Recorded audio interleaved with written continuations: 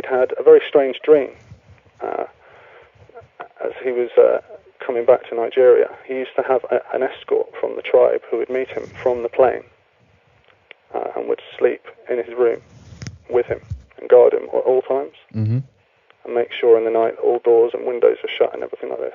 It was a very old custom, and so the guy took it very seriously. The guy often wouldn't sleep for sort of 20 hours and things. And so this dream that my grandfather had, he said it was a very surreal dream, where he kind of lazily opened his eyes and he was underneath a mosquito net in this hotel room. And he saw a huge spider sitting in the tree outside the window. And he said that this wasn't a normal spider. He said it was kind of like half a meter across, a huge kind of thing. Yeah. And he said he kind of blinked his eyes and closed his eyes for a second, opened them again, and this spider was then inside the window on the floor. And the window was closed. He said he kind of did the same again, drifted off again, and woke up again, and this spider was underneath the mosquito net and actually sitting on top of his chest. Sheesh, okay. So this was the last part of this very surreal dream that he remembered and recounted to my grandmother. And at this point, he actually had the malaria, and he was telling her this story in Crawley. And my grandmother still assures to me that he told her this story so many times and was so much in belief of it that she felt that it had something to do with it. Whether it was something which he'd believed so much and had felt guilt over some of his actions that it kind of afflicted him, or whether this was something actual supernatural that had actually occurred here. But yeah, that was one aspect which always fascinated me, and of course the whole role of karma, kind of coming back, how he lived this double life just before he got his payout for it. Yeah. He's afflicted with malaria, gets a blood clot, which then travels to his brain and kills him instantly. He had the malaria for 2 or 3 months, but one day the blood clot just went straight to his brain and he was dead within a few seconds. And so, it's almost very much in keeping with his own karma that he provided for himself. Yeah. So yeah, that was one aspect of it which always fascinated me. Yeah, definitely. So, I mean, do you think obviously the shaman at this point were up to speed with what was going on? Do you think that he knew that he was trying to infiltrate, so to speak, within this community and gain the trust of the local tribe there? I mean, I'd say from having looked into the whole kind of African ins and outs over the last sort of 300 years, not really connected to my grandfather, but predominantly the shamans or the wise men of the village absolutely understood what was happening. And they understood it on a multitude of levels because, they were realized multi-dimensional beings, who did think about things on a very holistic level and were very intuitive. And so even if they didn't completely know the full story, even if they hadn't come into encounterment with these various Western groups, they could feel intuitively, I think, what was happening in front of them. Fascinating, definitely. So there we have some background. I mean, do you know if this extends further back in your family beyond your grandpa? I mean, it seems to be, at least right now, that in many cases this is something that travels throughout the family lines. And I mean, do you know if your dad or even on your mom's side then some other people have been involved in these kinds of a close relationship, as it were, with the British monarchy? No, it doesn't seem so at all. I mean, my mother, as I said, she was kind of this very lefty Christian. Right. So she always was kind of very wary of Freemasonry because she understood it as a kind of very paternal, very nationalized form of ritual and ceremony and religion. Yeah. So she was very wary of it.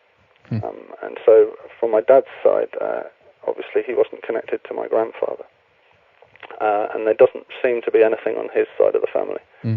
But obviously my grandfather's father and going back before him, it was successive for about 3 generations, as far as we know. Mm-hmm. Interesting. And from what I've understand so far, because of your grandpa's involvement with all of this, you have actually yourself been able to gain access to some material and even got entrance, so to speak, into looking at some of the libraries and materials in relation to the orders in Bath. Isn't that right? Yeah, absolutely. While I was doing research for the book, I was actually helping the curator of Bath Tower Museum, a young lady named Amy Frost. She was doing a book on John Wood, one of the kind of prominent architects that built up the Georgian city in the later periods. And so some of my research was used by her. And through her, I met some of the other curators of the museums and other people involved with heritage societies and the councils. And through talking with some of these people, I actually got round to somebody telling me that I should go to the Bath Masonic Hall in Orchard Street. It's located. And obviously, I mean, there's always, whichever town that you go to, if you can gain entrance to the Masonic Hall and go and look at some of their books, their literature, their pictures, some of their artifacts and antiques, you will find out a huge amount about that town's kind of heritage. Interesting. And so I called them, first of all. I called the Grand Master of the Bath Orchard Street Lodge. I was a bit wary of it at first. Right. But I actually kind of plucked up the courage to give him a call. Yeah. And so I spoke to him, and he explained that the lodge was actually closed at that time. They have an open part of the year and a closed part. Yeah. So he actually arranged with the caretaker who was looking after the hall for him to come down and come and show me around. Yeah. But this was only after a second conversation. In the first conversation, he was very wary of me and kind of didn't want to talk to me. But really? I gave him my grandfather's name and the lodge and his lodge number. So I knew that there was kind of this unspoken rule that if your father or grandfather or one of your male line had been a Mason, it automatically entitles you to at least ask to be a member. It doesn't mean you will be a member. Sure. It automatically entitles you to ask. So by giving the detail of my grandfather, I think that it kind of opened him up a little bit. And he also said that one of the guys in the lodge knew my grandfather. Because he'd been a member of the same lodge in Crawley in Surrey. And so, I met the Grand Master and the caretaker, and they took me around the Bath Orchard Street Lodge. Interesting. So, I mean, did the guys try to recruit you or anything? Oh, yeah, absolutely. They did? Yeah, well, first of all, they kind of checked. They kind of gave me their third-degree handshake, you know. Right. Just to see if I'd sort of tell them I was an apprentice or whatever. Yeah.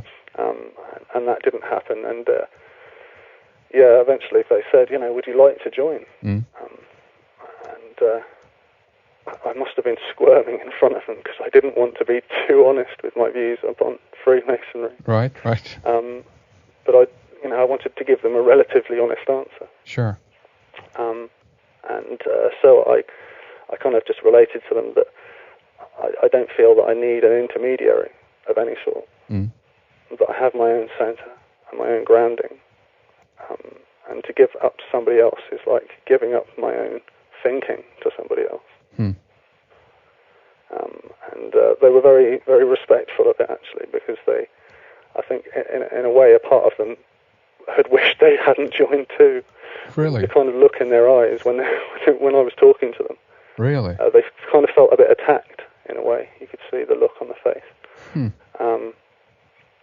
But yeah, they were quite respectful of it. And proceeded to take me around to show me the library. Right. And to show me some of the books that you couldn't get in the library in the town, which were written by Masonic historians and authors that had just written about general things through the history that weren't really around openly. Interesting. So do you think they, at that point, withheld some information from you because you